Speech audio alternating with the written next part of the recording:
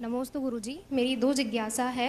एक तो सनातन क्या है और भगवान आदिनाथ विष्णु जी का अवतार है क्या। दूसरी मेरी जिज्ञासा ये है कि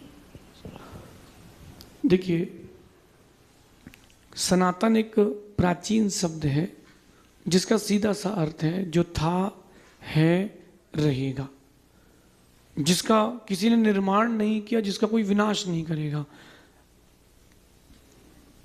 सनातन की अगर मैं बात करूं गहराई से, तो जो दर्शन मानता है कि भगवान ही सब कुछ करते हैं, भगवान ने सृष्टि का निर्माण किया है, वो सनातन नहीं है।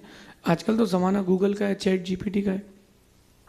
आप सर्च कर लें कि सनातन क्या होता है, सनातन शब्द का अर्थ क्या होता है। जिसको किसी ने बनाया नहीं है, जिसको कोई मिटाएगा नहीं, वो सनातन है। तो अपनी मनुष्य पर्याय अपन ह्यूमन बने हैं तो अपन अपने कर्म के उदय से बनेंगे तो मिटेगी।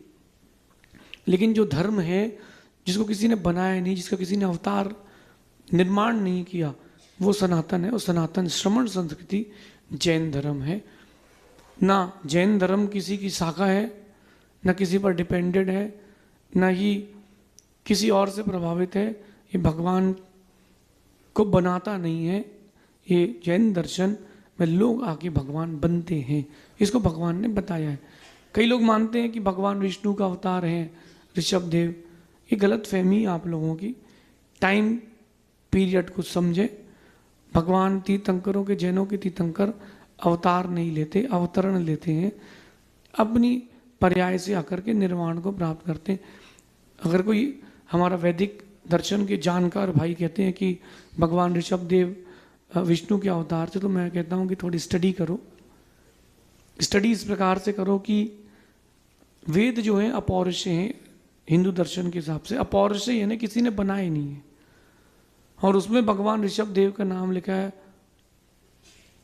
तो अब आप बताइए कि जब वेदों को किसी ने लिखा ही नहीं है, अपौरुषेय हैं, उसमें भगवान ऋषभ देव का नाम है, तो वो तो बहुत पहले से हो गए।